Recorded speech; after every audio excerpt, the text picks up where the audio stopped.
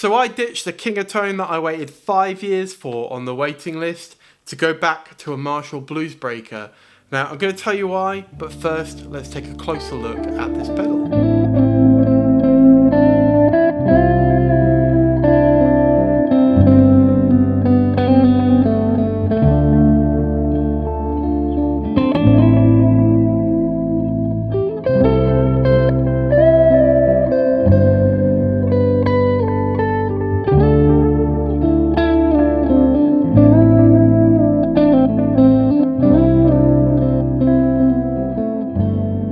So I started making gear related videos on this channel about a year ago now, and one of the first pedals I covered was the Marshall Bluesbreaker reissue.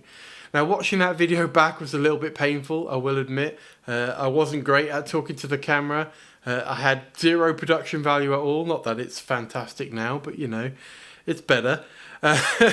And yeah, it's pretty painful to watch back, right? But watching it back did make me really want to revisit the Marshall Bluesbreaker.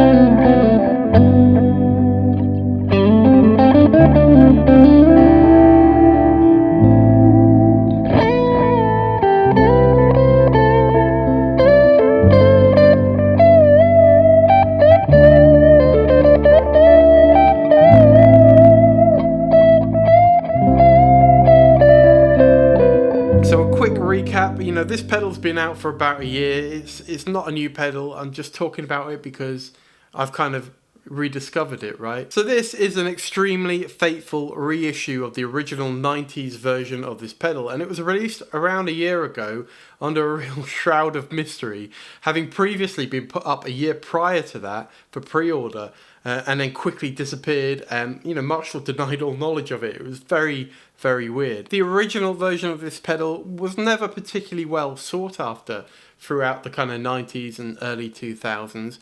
You could pick them up for next to nothing, like 50-60 quid on the used market, and I think some retailers even blew them out for that kind of price brand new. But as often these things go, it only takes one significant guitar player to be featured playing this, and prices go crazy. So John Mayer was seen to be using the Bluesbreaker on his pedal board, and that just sent prices skyrocketing. So right before this was reissued, you could only pick the original versions of this up for around £600, which is absolutely ludicrous when you think about it. You know, one person's influence has made that pedal go insanely expensive. So Marshall, being the wise people they are, decided to reissue not just the Bluesbreaker, but in fact the entire Marshall pedal range from that era.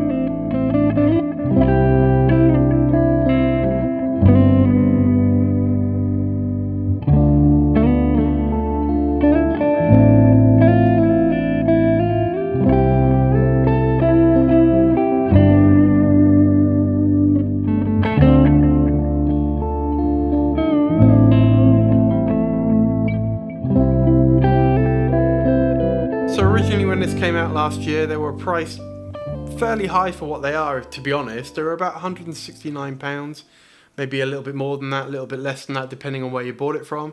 But they have sort of come down over the years since they came out to a slightly more reasonable 130-ish, 140-ish. I paid £129 brand new just last weekend. So yeah, I think that's a much more reasonable price point for these pedals. I did originally pick one of these up when they came out, but I did move it on because, you know, at the time I had a couple of different Bluesbreaker style pedals. I had the King of Tone, of course. I had the Prince of Tone at some point. Too many to talk about. But yeah, I moved this one on, but now I picked it up again.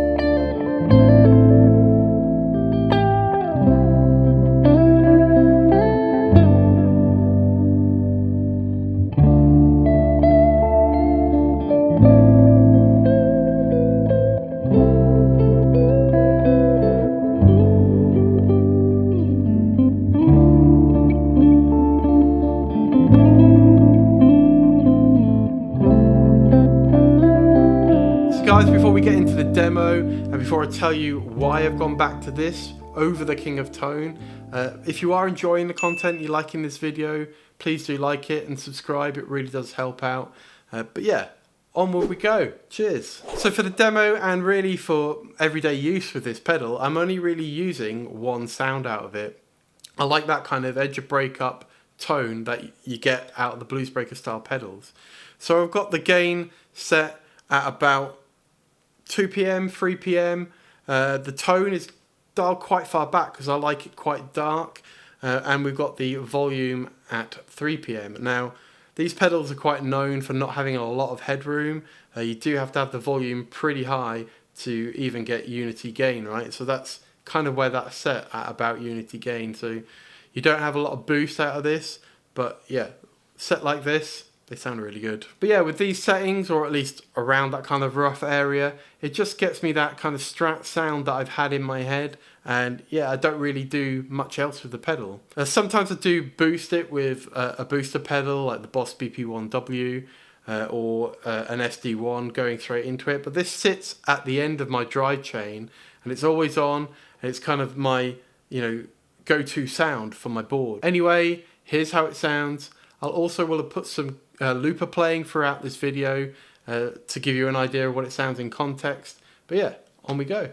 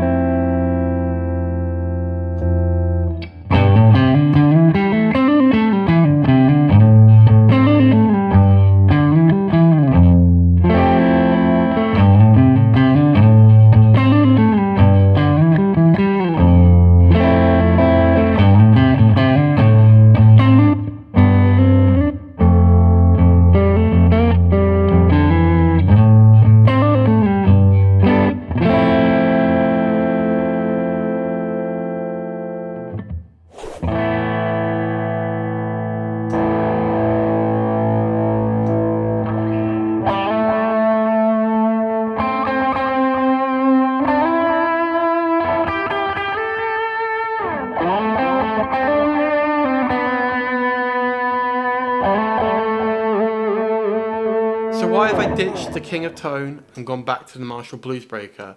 Well, there's a couple of reasons.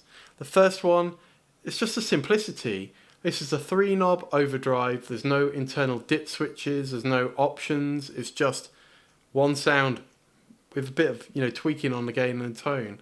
And I found that with the King of Tone, I really wasn't using all of the additional stuff in there. I wasn't really changing any of the dip switches. I wasn't really using the two sides of it all that much. I'd have one side, I'd have it on all the time, and that was it. I also love the size of this thing and how kind of ridiculous it is compared to modern pedals. I know that sounds silly, but it's got a real heft to it compared to your kind of modern overdrive pedals. The King of Tone, I mean, can't say anything on that. It just is what it is, right? It's a design, and it's a design that works. I'm just drawn to this. You got one foot switch, easy to hit on the pedal board. Yeah, weird one, I guess. But I think mostly it's kind of the heritage of this pedal. This is the one that started it all for those Bluesbreaker style pedals, right? The King of Tone is based on this circuit. The Wampler Pantheon is based on this circuit, as well as countless other pedals over the years. So we've got a new modern reissue of it. Why not just use the original pedal, right? That's my thinking anyway. On top of that, that kind of exclusive nature of the King of Tone does rub me up the wrong way a little bit, right?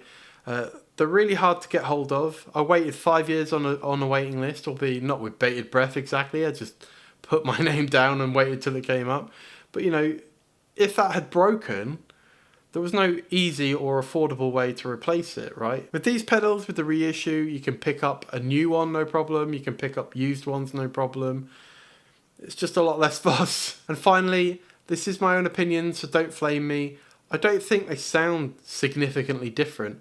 I don't think the King of Tone is necessarily several £100 more sound, if you if you get my take. This does the thing for me. I don't need the King of Tone.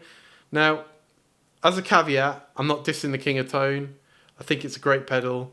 If you want to go out and buy it, that's fine. No shade. No shade? I'm cool, aren't I? I'm down with the kids. No shade. I'm down with the kids. So yeah, I sold it. It's gone. Look guys, there was a load of waffling in that video. So if you did make it all the way to the end, I really appreciate you sticking around. If you liked the video, subscribe. If you didn't, I don't know, dislike it, I guess. It's a bit mean though, isn't it?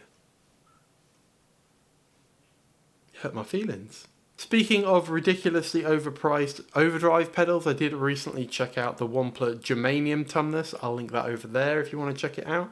But yeah, thanks for watching guys. Catch you in the next one. Cheers.